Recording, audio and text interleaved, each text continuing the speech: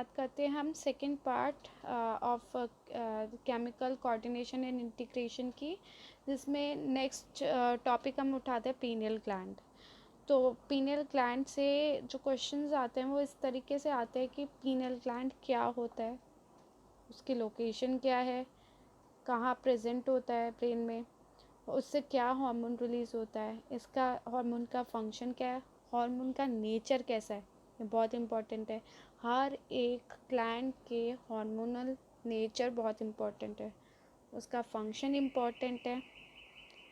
तो यहाँ पे फंक्शन सब कुछ दे रखा है। और अगर मेलेनोटोनिन जैसे यहाँ पे लिखा है इसकी डेफिशिएंसी हो जाती है तो उससे क्या एडवर्स साइड इफ़ेक्ट्स हो सकते हैं हमारी बॉडी में, तो ये आपको अप्लाइड फिजियोलॉजी लगा के इसको पढ़ना है। आगे चलते हैं।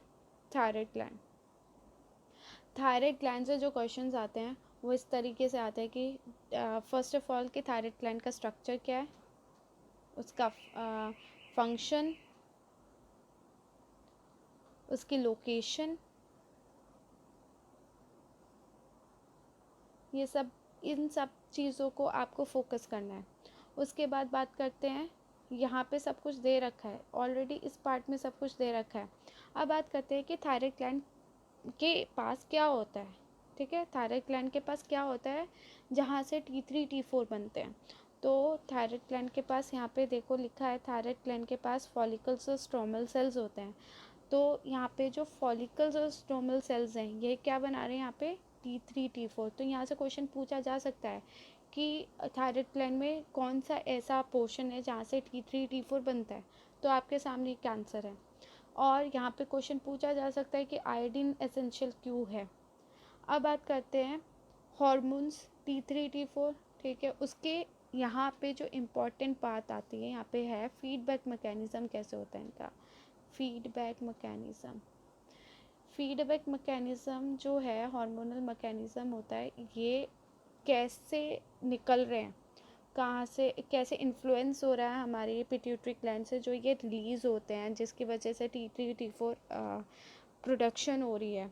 उसके बाद इसको इनहिबिट कैसे किया जाएगा, वो फीडबैक मैकेनिज़्म है। तो इसको आपको पढ़ना पड़ेगा, बहुत अच्छे से पढ़ना पड़ेगा।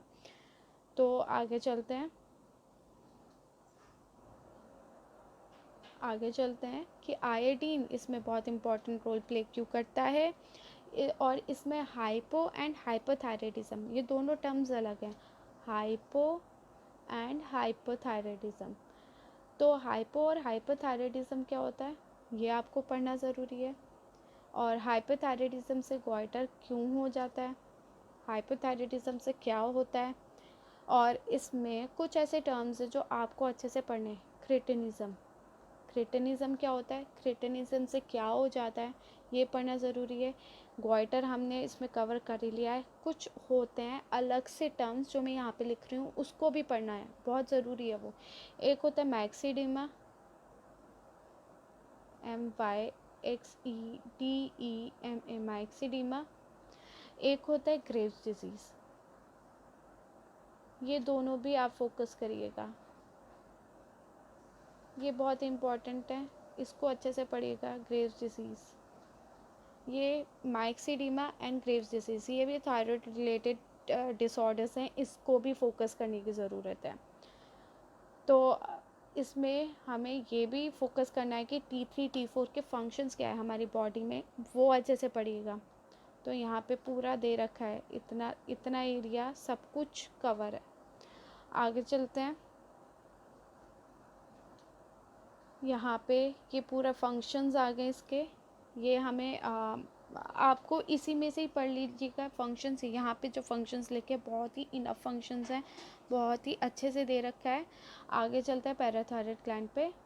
पैराथायरॉइड ग्लैंड, पैराथायरॉइड ग्लैंड क्या होता है, पहले आपको ये पढ़ने की ज़रूरत है कि पैराथायरॉइड ग्लैंड क्या होता है।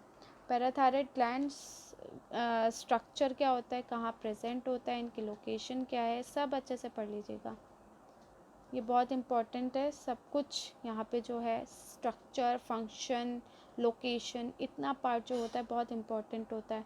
उससे क्या हार्मोन निकल रहा है, हार्मोन का नेचर, ये PTH जो निकल रहा है इसका नेचर क्या है, इसको अच्छे से पढ़िएगा। और इसका रोल क्या है, और रोल तो डेफिनेटली पढ़ना ही पढ़ना है, और इसका फीडबैक मैकेनिज़्म आपको पढ़ना है कि फीडबैक मैकेनिज़्म सेम वही चीज़ है जो मैं बार बार रिपीट कर रही हूँ, ये सब चीज़ें पढ़नी है आपको। फीडबैक मैकेनिज़्म, इसके अलावा इसके डिसऑर्डर्स क्या हैं ये आपको पढ़ने की ज़रूरत है। इसमें 2 डिसऑर्डर्स सेम वही आते हैं, हाइपर पैराथायरिडिज्म और hypoparathyroidism. Hyper and hypo, hyper and hypo, ये अच्छे से इसको देखने की ज़रूरत है। हाइपर पैराथायरिडिज्म में जो डिजीज़ होती है, डिसऑर्डर होता है, वो होता है टेटनी। हाइपर के लिए टेटनी, ये हाइपर में आती है, तो टेटनी अच्छे से पढ़िएगा। टेटनी क्या होता है इसको अच्छे से पढ़िएगा, इसके सिम्टम्स क्या होते हैं टेटनी के। उसके बाद बात करते हैं हाइपोपैराथायरिडिज्म की। हाइपोपैराथायरिडिज्म में जो आता है वो आता है ऑस्टियोपोरोसिस। ऑस्टियोपोरोसिस, ये ऑलरेडी टर्म सबको पता है ऑस्टियोपोरोसिस क्या होता है, तो इसको हमें इससे ज़्यादा पढ़ने की ज़रूरत नहीं है, इतना इनफ है। ये इतना इनफ है जितना मैंने यहाँ पे लिखा, और यहाँ पे जो एनसीईआरटी में रोल्स हैं, लोकेशन है, स्ट्रक्चर है, वो ही इनफ है। आगे चलते हैं थाइमस पे। थाइमस, थाइमस क्या होता है, इसका स्ट्रक्चर इम्पॉर्टेंट है थाइमस का। थाइमस ग्लैंड क्या करता है वो बहुत इम्पॉर्टेंट है, ठीक है। किस तरीके का है, कहाँ प्रेजेंट होता है, किस तरफ होता है, और थाइमस का रोल देखो क्या है, थाइमस क्या निकाल रहा है, थाइमोसिन निकाल रहा है। तो ये थाइमोसिन्स क्या निकालते हैं, थाइमोसिन्स जो इनका मेजर रोल क्या होता है, टी लिम्फोसाइट्स, टी लिम्फोसाइट्स का फंक्शन क्या है, यहाँ पे सेल मीडिएटेड में है। और थाइमोसिन्स क्या और क्या चीज़ें करते हैं, एंटीबॉडीज़ बनाते हैं, ये सब आपको पढ़ना ज़रूरी है। और ये ओल्ड एज पीपल में डीजनरेट क्यों होने लगता है ये भी आपको पढ़ना ज़रूरी है, यहाँ पे ये सब पढ़ना ज़रूरी है। तो ये पार्ट आज हम यहीं पे ख़त्म करते हैं। नेक्स्ट पार्ट में हम स्टार्ट करेंगे एड्रिनल ग्लैंड, और आगे एड्रिनल ग्लैंड को हम अच्छे से पढ़ेंगे।